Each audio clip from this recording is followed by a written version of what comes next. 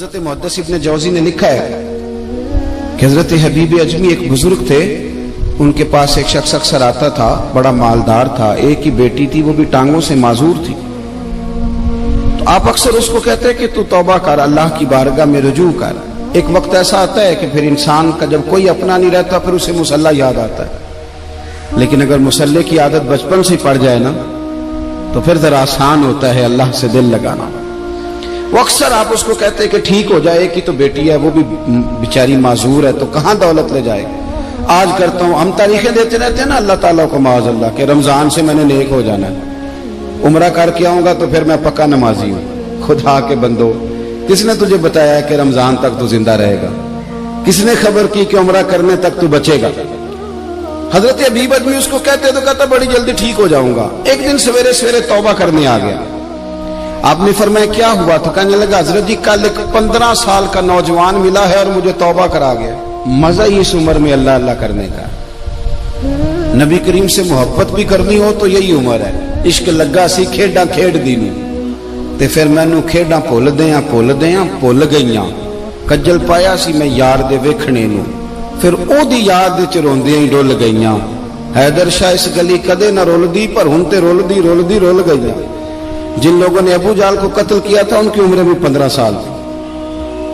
ہم تو بڑے ہی نہیں نہ ہوتے، ساری زندگی نہ ہمیں کو بڑا ہونے دیتا ہے، ہم بڑے ہی نہیں ہوتے، یہ تو عمر ہے کچھ کر گزرنے کی۔ 15 سال کا نوجوان توبہ کرا گیا تو حضرت حبیب اجمی کہنے لگے وہ کیسے؟ کہنے لگا حضرت جی میں کل منڈی گیا تھا، مجھے کچھ سامان خریدنا تھا، تو بغداد کے بازار سے میں نے مچھلی خرید لی 10 کلو، باقی بھی سامان تب خود لے جا نہیں سکتا تھا۔ تو مزدور آپ کو پتہ ہے بیچارے آج بھی سڑکوں پہ بیٹھے ہیں، تو مزدور بیٹھے تھے تو ان میں ایک نوجوان 14-15 سال کا، چہرے پہ بڑی روشنی۔ میں نے اس کو کہا بیٹے مزدوری کرو گے؟ کہنے لگا حضور مزدوری بھی کرتا ہوں، پڑھائی بھی کرتا ہوں، اور جو اللہ کو منظور ہو اس کی عبادت بھی کرتا ہوں۔ میں نے اسے کہا کہ یہ میرا سامان ہے فلاں جگہ پہنچانا ہے، کیا لوگے؟ کہنے لگا 3 دینار مزدوری۔ سودا طے ہو گیا، اس نے سامان اٹھا لیا۔ کہتے ہیں رستے میں ظہر کا وقت ہو گیا، کہنے لگا چچا اگر اجازت ہو تو نماز پڑھ دو۔ 15 سال کا جواب۔ کہتے میں رکھ کے نا وہاں سامان تو پھٹے پہ بیٹھ گیا، وہ نماز پڑھنے چلا گیا، باقی لوگ دیر سے آئے، وہ بچہ جلدی آ گیا۔ میں نے کہا بیٹے آپ جلدی آ گئے؟ کہنے لگے نفل چھوڑ دیے، آپ یہی نہ سمجھ لیں کہ کام چور ہے، میں بعد میں پڑھ لوں گا۔ کہتے ہیں وہ دوپہر کا وقت، رمضان بھی نہیں تھا، میں اس بچے کو نوجوان گھر لے گیا اور میں نے اپنی بیوی سے کہا کہ بڑا نیک ہے، نمازی ہے، اور راستے میں یہ بھی ہوا ہے کہ میں نے اسے ایک دفعہ کہا ہے کہ یہ مجھے تھوڑی دیر کے لیے دے دو، گرمی بڑی ہے، تمہیں پسینہ آ رہا ہے، میں اٹھا لیتا ہوں۔ کہنے لگا نہیں چچا میں رزق حلال کھاتا ہوں، اگر آپ اٹھائیں گے تو میں 3 دینار مزدوری پوری نہیں لوں گا، پھر پیسے کم کروں گا، میں نے طے کیا ہے کہ اٹھاؤں گا۔ تو کہتے ہیں میں نے اپنی بیوی کو بتایا تو بڑی متاثر ہوئی، کہنے لگی دوپہر کا کھانا پک گیا، اسے کو روٹی کھا لے، رمضان بھی نہیں تھا۔ کہتے میں باہر نکلا، اس کو 3 دینار تھمائے، تو میں نے کہا بیٹے ایک بات میری مانو گے؟ کہنے لگا بتائیے۔ میں نے کہا کھانا پکائے کھا لو۔ کہنے لگا میں معافی چاہتا ہوں، میں نے روزہ رکھا ہوا ہے۔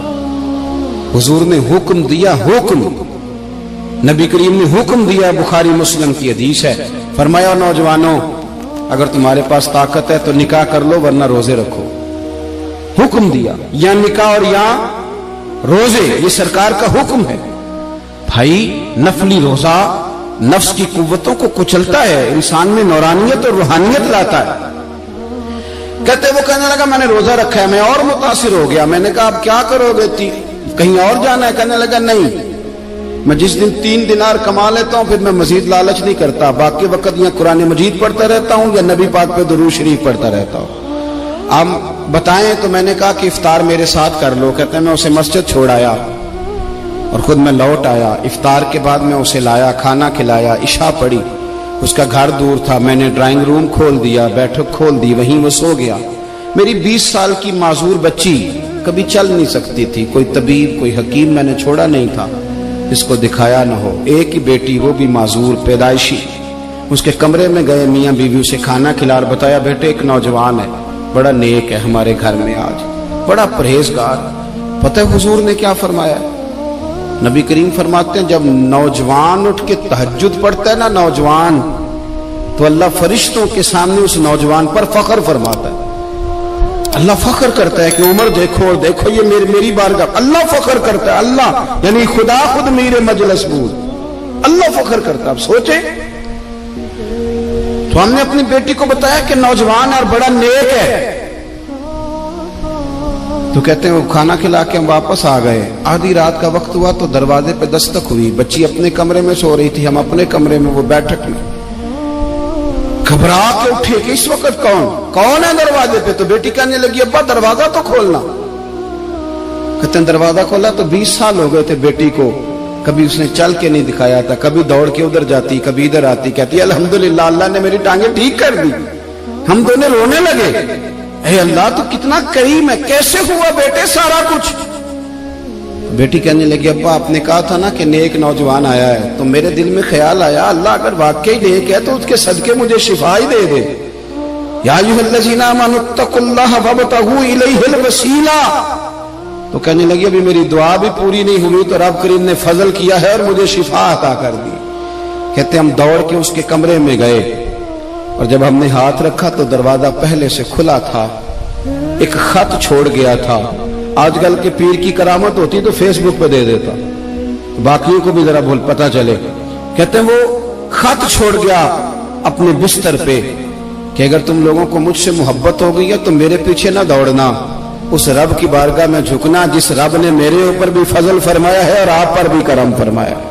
میرے نوجوان دوستو, یہ جو بچپنا ہمیں لوگ کہتے ہیں نا ابھی بچے ہو, ابھی جب آپ بالغ ہو گئے تو نماز فرض ہو گئی, سچ بولنا ضروری ہو گیا, رزق حلال کھانا ضروری ہو گیا, شریعت ساری کی ساری لاگو ہو. ایک تو درگزر سے کام لیں, دوسرا اپنی زندگی کے اندر خواہشات کو چھوڑیں. سادہ کھانا تو ویسے انسان کو تندرست رکھتا ہے.